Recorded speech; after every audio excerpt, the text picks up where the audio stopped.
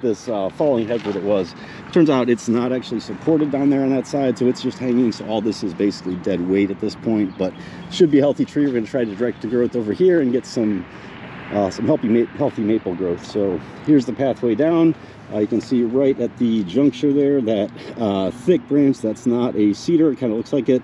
That's actually a poison ivy limb. So another couple poison ivy trophies here. I got the kind of Medusa heads I pulled out. Then just kind of organize some of the concrete blocks, organize some of the bricks, and kind of neat, they all got different names. I guess back in the day it was such new technology to make a brick that you put your name on it. Anyway, got some cool collection of bricks there.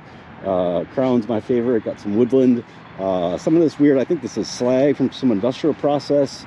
And again, just kind of using these branches to build in and allow these trees to grow. As you can see, they just have naked roots there, so they're going to have the fate of these guys down there if we don't do something to take care of them.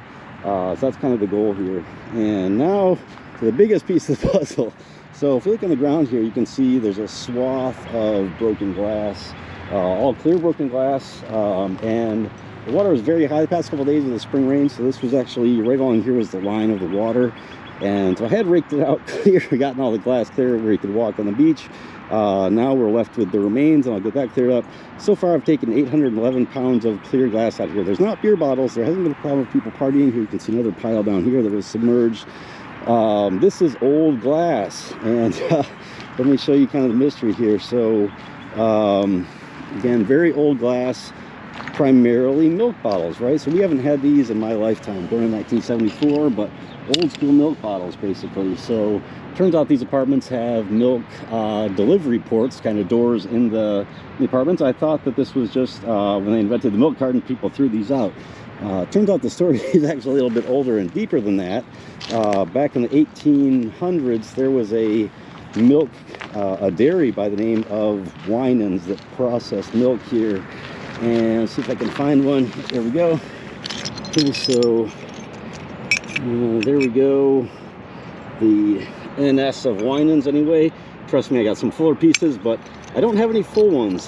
These apparently, if you can find a full Winans bottle worth about 40 bucks on Lansing Historical Society, they're very rare, and people came through and scooped out all the valuable historical glass and left us the residue. So again, I've taken 811 pounds out. I can't recycle glass here, so I took it to East Lansing Public Works. Eventually they asked me to stop taking it after 440 pounds because it was quote-unquote contaminated.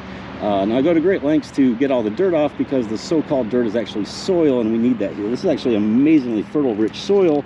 The problem is just, one, there's not enough of it, and two, there's massive amounts of broken glass, particularly in this swath right here. So again, have most of it out. Now that the waters are seeded, I've got another path to rake out here. Probably somewhere over 1,000 pounds of glass. And you can see dairy here. Also, so Winans Dairy 1800s, then Lansing Dairy. And so apparently up until about the 60s, when this apartment building was built, there were functional dairies here. And again, apparently, when the milk carton was invented, I'm speculating here, but people just decided, no need for these milk cartons, and they threw it out. And so the amazing thing is they're still here, right? So amazing, people walk past this for 60 years, basically treated it as a garbage dump. And so a little something kind of emblematic of the property here. Here's one I found, and that's a thick poison ivy root growing through it, basically. So that was kind of the main inhabitants of this ecosystem, was broken milk bottles and poison ivy, and we've got virtually all of both of them out of here. It's a going process, and as the soil shifts, it's really nice, rich, fertile soil. But as you can see, as it shifts and moves, and the earthworms, a lot of earthworms here, as they move through, more of this glass will get shifted up, and so you'll find more of it. Fortunately, it's not super sharp. It's been kind of weathered because it's, again, that Winans, that bottle you're seeing right there, that's over 100 years old, basically, since that was manufactured. So just kind of shocking the way we come to live our lives and just walk by things that are wrong and a mess, right? So this place has literally been treated as a garbage dump.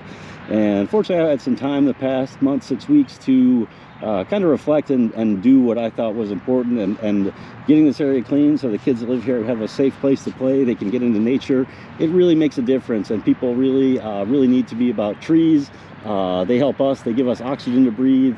It's definitely proven, and personal experience, I can tell you, you just feel better being in a natural environment.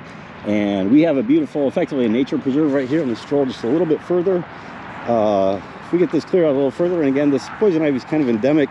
The broken glass is kind of localized here, so it'll be easier working further down, but get some of these tree limbs down. And if we go another little, say a couple hundred feet there, what you can see below the Toxic Wendy's billboard, that's the that's the point where the red cedar joins the Grand River basically. They flow north from there, and that's, you know, I believe a historic spot. Certainly where rivers meet was a convenient place for native peoples to meet. Grand and red cedar both you know, extensively traveled basically, so kind of a sacred spot basically. And there's a beautiful dock on the other side. On this side we have just kind of this embankment. There's a lot of heavy pumping going on there, some kind of industrial work going on at the 496 overpass. But in a couple days, so you should be able to walk all the way down from this property unimpeded, no broken glass, no sticks anyway.